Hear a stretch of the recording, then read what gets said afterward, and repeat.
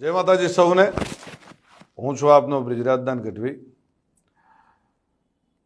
થોડાક દિવસોથી એક જે વિવાદ ચાલી રહ્યો છે, એક ભાઈ એમના સંસ્કાર મુજબ જેમ આવે એમ બોલી રહ્યા છે।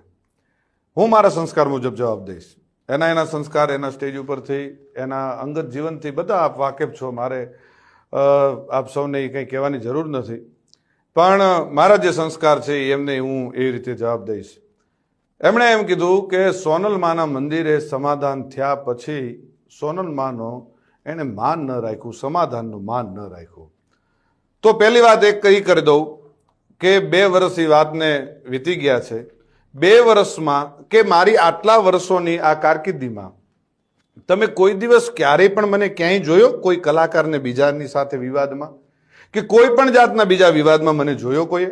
કોઈ દિવસ ન બને। હું કોઈ વિવાદમાં ક્યારેય પણ પડવા વાળો માણસ જ નથી।